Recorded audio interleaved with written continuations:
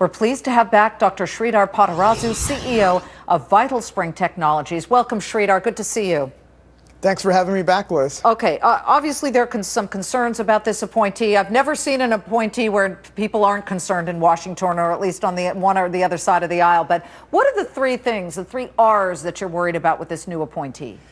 Yeah, that's a great question. The three R's I'm concerned about. If you read into the history of Dr. Berwick, or he does talk about his favoritism towards rationing. Now, the reality is that every healthcare system does ration, but the fact of the matter is, with his passion for the British healthcare system, which is far from nirvana today, that without the right data, people are ultimately going to get less quality care if we head down the path that he's proposing. The second R really talks to redistribution. He's truly of the belief that the wealthier need to pay for the poor, but the fact of the matter is, Economics 101 will tell us that the poor are not going to simply succumb to more taxes. They're going to find other means to not have to pay, which means that the burden of healthcare costs is going to go right back to the businesses and consumers. And really the third R is around rewards. You know, he really favors rewarding doctors, which is good in terms of performance, but the rewards really need to go to the everyday consumer for taking better care of their health. And a lot of business executives don't agree with some of his economic policies. So there's a real disconnect in terms of what he's done in academia and how the numbers really don't add up in terms of the implementation. All right, Dr. Potarazu, now will taxpayers and companies essentially be dealing with a new American version of the British-style system under Mr. Berwick, Dr. Berwick?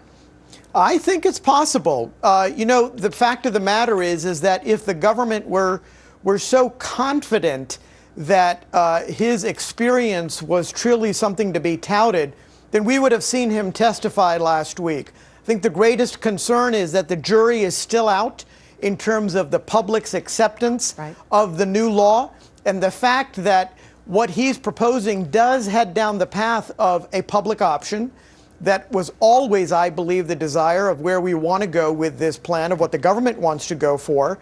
And there's no question that he's a proponent of that. And the National Health Service in England is far from an ideal situation.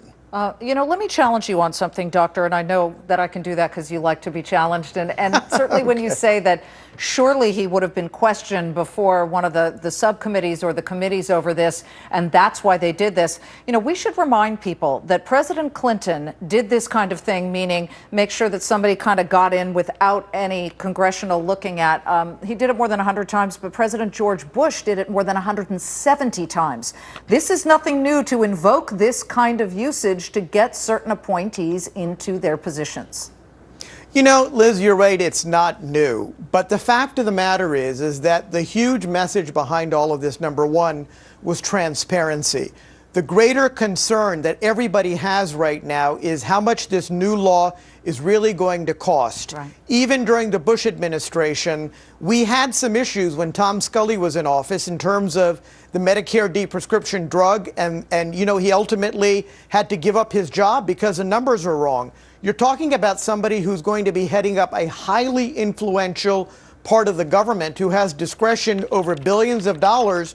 We were all still concerned in terms of whether the math is really right or not, which is why transparency today is more important than it ever was. And the fact that we didn't have it in the past, whether it was Republican or Democrat, doesn't make this any more right. So you're saying essentially, before we go, he's going to be overseeing spending, I think that's more than what we spend on the U.S. military, right? Medicaid's the biggest part of the budget. Absolutely. And you already have seniors that are extremely concerned. You know, they've gotten their drops in the bucket with regards to fixing the donut hole, but I think you still have a lot of seniors that are concerned about whether they're going to lose and how they're going to lose Medicare Advantage and a lot of their benefits. So we are clearly not out of the woods in terms of convincing people that Medicare is going to be saved and that our children and our grandchildren are going to actually have Medicare. All right. Dr. Sreedhar Potarazu, great to see you. Thank you so much for joining us. Always good to be back. Thank you. Anytime.